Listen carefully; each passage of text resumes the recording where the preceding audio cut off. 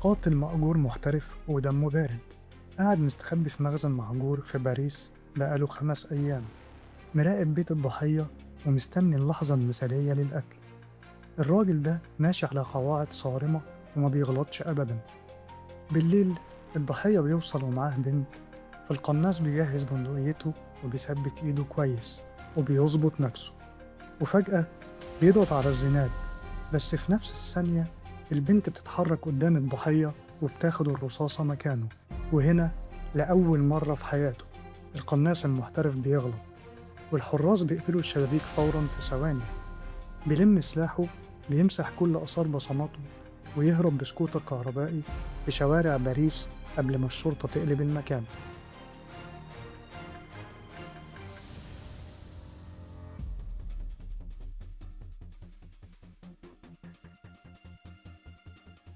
القناص بيبدأ رحلة هروب عبقرية للتخلص من أي أسر. بيغير هدومه، بيحلق دقنه، وبيسافر بباسبورات مزورة لحد ما بيوصل لبيته السري.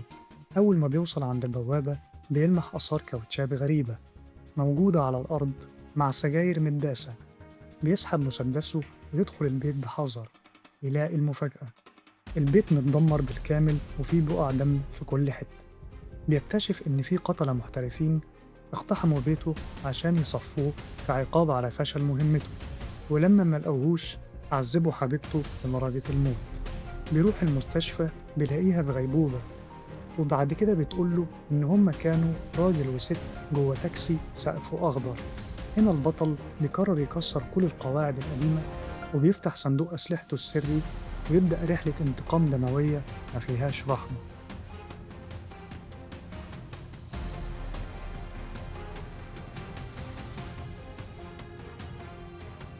البطل بيلف المدينة كلها علشان يدور على التاكسي، ولما بيفشل بيقتحم مقر شركة التاكسيات بالليل ويهدد المدير لحد ما يوصل لبيانات السواق اللي نقل الراجل والست اللي عذبوا مراته.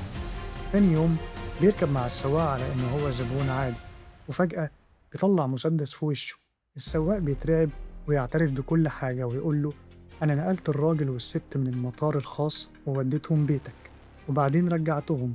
بعد ما السواق بيقول كل المعلومات بيتوسل علشان يعيش.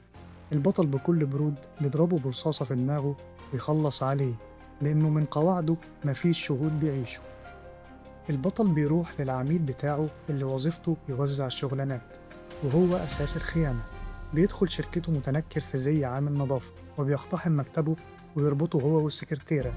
العميل بيترعب ويقول له إن الزبون الكبير هو اللي أمر بقتلك بعد ما فشلت، وأنا ماليش ذنب. البطل بيطلع مسدس مسامير ضخم ويضربه في صدره عشان يعذبه، بس العميل بيموت منه بسرعة قبل ما يتكلم. فالسكرتيرة الذكية بتعمل معاه اتفاق: إني هقولك أسماء القتلة والزبون، بس اقتلني بطريقة تبان حادثة عشان ولادي ياخدوا فلوس التأمين. البطل بيوافق، بياخد الأسماء وبيكسر رقبتها ويزقها من على السلم، ويروح يحرق جثة العميل ويخفي آثارها للأبد.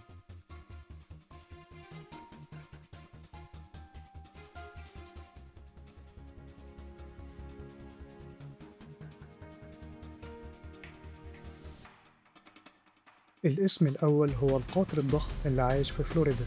البطل بيروح له، بيخدر الكلب بتاعه ويقتحم البيت بالليل، بس القاتل بيفاجئه وبيدخلوا في خناقة شوارع طحن وضرب مبرح. في النهاية البطل بيسحب مسدسه ويضربه بالنار ويولع في البيت كله باللي فيه. بعدها بيطير لنيويورك ورا القاتلة التانية اللي هي الست.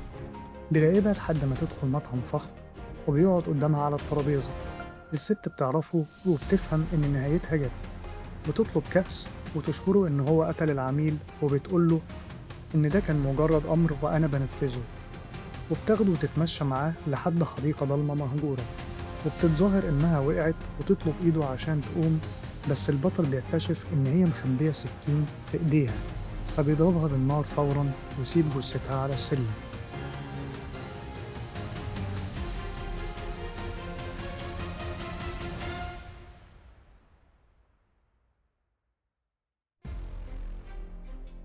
ودلوقتي ما فاضلش غير راس الأفعى، مدير الشركة اللي موجود في شيكاغو. البطل بيخطط بعبقرية، بيشتري جهاز نسخ كروت إلكترونية وبيتنكر ويقتحم القصر بتاع المدير ويدخل غرفته بالليل والمسدس في إيده. المدير بيصحى مرعوب ومش فاهم فيه إيه، ولما البطل بيفكره بنفسه المدير بيبتدي يبكي ويحلف إن أنا ماليش في عالم القتل، ده العميل هو اللي قال لي إنك خطر ولازم تتصفى ودفع لي 150,000 دولار عشان يلم الليلة. أنا مجرد رجل أعمال وماليش في الكلام ده. هنا البطل بيعمل تويست غريب، بيقرر يسيبه يعيش وما بيقتلوش بس بيهدده: لو حسيت بضلك ورايا هصفيك في ثانية. هنا الفيلم بينتهي والبطل بيرجع لبيته جنب حبيبته اللي خفت وبقت كويسة، وبعد ما صفى الحسابات كلها مع كل اللي خانوه. لو عجبكم الفيلم ما تنسوش اللايك والاشتراك.